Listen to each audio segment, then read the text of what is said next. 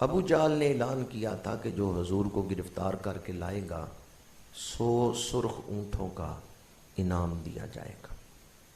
کئی لوگ تلاش کرنے کے لیے نکلے، کچھ کافر حضور کو تلاش کرتے ہوئے غار ثور کے دہانے تک پہنچ گئے۔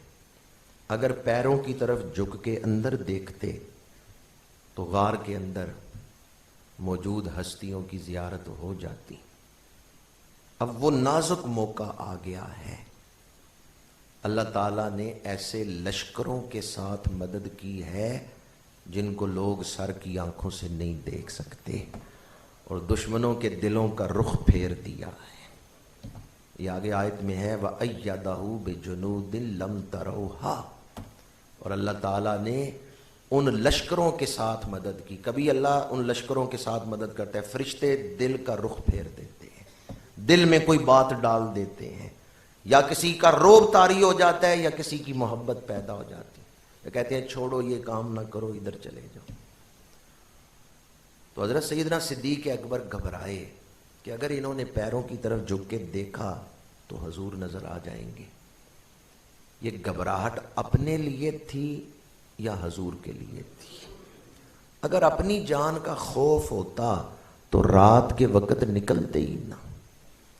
اگر اپنی جان کا ڈر ہوتا تو یار غار کبھی اس خطرناک ترین رات میں حضور کے ساتھ تنہا نہ نکلتے۔ صدیق اکبر کو اپنی جان کا کوئی ڈر نہیں تھا، انہیں ڈر تھا تو حضور کا ڈر تھا کہ کوئی حضور کو اذیت نہ پہنچائے، کوئی حضور کو نقصان نہ پہنچائے۔ صدیق اکبر کی ساری فکریں ہیں تو حضور کے لیے، صدیق اکبر کی ذات کا محور ہیں تو حضور ہے، ان کی سوچوں کا قبلہ ہیں تو حضور ہے۔ میرے آقا کریم صلی اللہ علیہ وآلہ وسلم نے دیکھا ابو بکر پریشان ہے تو فرمایا لا تحزن ان اللہ معنا، غم نہ کرو، حزن نہ کرو، نہ گھبراؤ، ان اللہ معنا، بے شک اللہ ہمارے ساتھ ہے۔ بے شک اللہ، یہ وہ لفظ ہے جس نے حضرت صدیق اکبر کی عظمتوں کو 4 چاند لگا دیے ہیں۔ یہ وہ الفاظ ہیں قرآن پاک کے جنہوں نے حضور کی شفقتوں کو بیان کیا ہے اور سیدنا صدیق اکبر کی عظمتوں کو 4 چاند لگا دیے، امت میں آپ کو منفرد کر دیا ہے، مقام افضلیت پہ فائز کر دیا ہے۔ ان اللہ معنا، بے شک اللہ، نا جو ہے نا یہ جمع متکلم کی ضمیر ہے، ہمارے ساتھ، اللہ ساڈے نال ہے، بے شک اللہ ہمارے ساتھ۔ قرب کی 2 قسمیں ہیں اللہ تعالیٰ کے قرب کی۔ ایک ہے، یوں تو مفسرین نے مختلف نوعیتوں سے قرب کی کئی قسمیں بیان کی ہیں، ایک قرب عام ہے، ایک قرب خاص ہے، قرب خاص الخاص ہے، اس تشریح کی طرف نہیں میں جا رہا۔ قرب کی 2 قسمیں جس حوالے سے میں بیان کر رہا ہوں وہ ذات اور صفات کا قرب ہے۔ ایک ہے قرب ذاتی، ایک ہے قرب صفاتی۔ قرب صفاتی یہ ہے کہ بندہ کوئی اچھی صفت اپناتا ہے، اللہ تعالیٰ اس کو اپنا قرب عطا کر دیتا ہے۔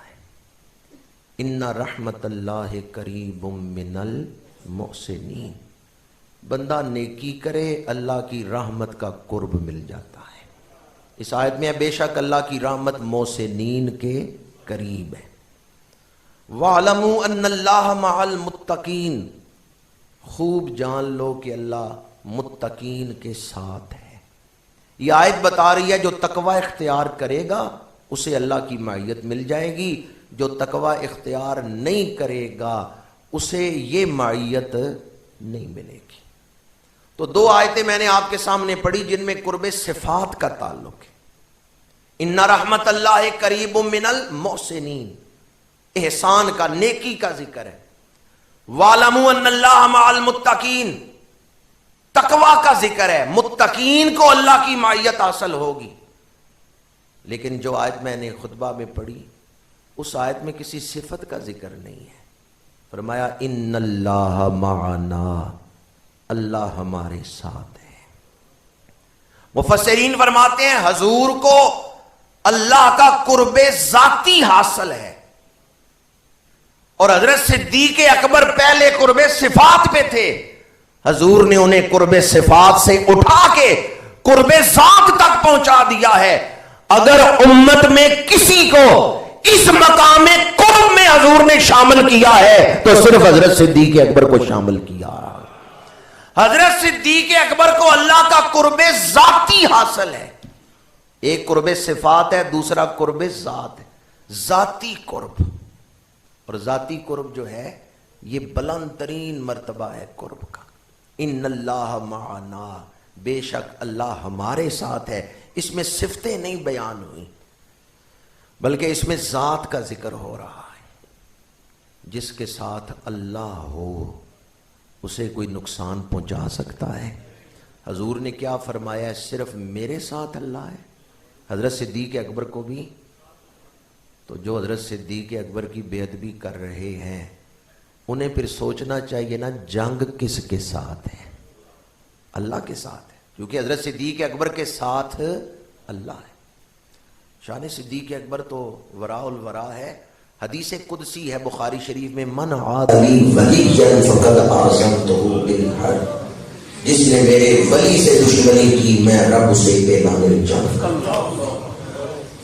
تو جب ولی کا دشمن اللہ کا دشمن ہے، اور یہ جملہ تو آپ اکثر سنتے ہیں، بڑے سے بڑا ولی ساری عمر عبادت کرتا رہے صحابی کے قدموں کی خاک تک نہیں پہنچتا۔ رسول کو کس طرح ماننا فرض ہے، رسول کے صحابہ کو کس طرح ماننا فرض ہے، وہ ماننے کی نوعیت کیا ہے، کبھی اس پر بھی غور کیے؟ صحابہ کرام قرآنی شخصیات ہیں، قرآن سے پوچھیں انہیں کس طرح ماننا ہے۔ قرآن کہتا ہے فَإِنْ آمَنُوا بِمِثْلِ مَا آمَنْتُمْ بِهِ فَقَدْ اهْتَدَوْا۔ اس وقت تک تم ہدایت ہی نہیں پا سکتے جب تک صحابہ کرام کے نقش قدم پر نہیں چلتے۔ صحابہ کرام مقتدا ہیں اس امت کے، پیشوا ہیں اس امت کے، رہنما ہیں اس امت کے۔ فَإِنْ آمَنُوا بِمِثْلِ مَا آمَنْتُمْ بِهِ فَقَدْ اهْتَدَوْا۔ جسے ہدایت چاہیے اسے صحابہ کے دروازے پر آنا ہوگا۔ حضور کو چھوڑ کے کوئی خدا تک نہیں پہنچ سکتا، اور صحابہ کو چھوڑ کے کوئی مصطفیٰ تک نہیں پہنچ سکتا۔ بڑے سے بڑا ولی صحابی نہیں بن سکتا، اور سارے صحابہ صدیق اکبر نہیں بن سکتے۔ جس طرح غوث قطب ابدال صحابی نہیں بن سکتے، اس طرح باقی سارے صحابہ صدیق اکبر نہیں بن سکتے، اس لیے کہ صدیق اکبر صرف صحابی نہیں، یہ جانشین رسول ہے، یہ خلیفۃ الرسول ہیں، خلیفۃ الرسول۔ اور خلیفۃ الرسول ہونا یہ بہت بڑا مقام ہے، یہ بہت بڑا منصب ہے، رسول کا خلیفہ ہونا۔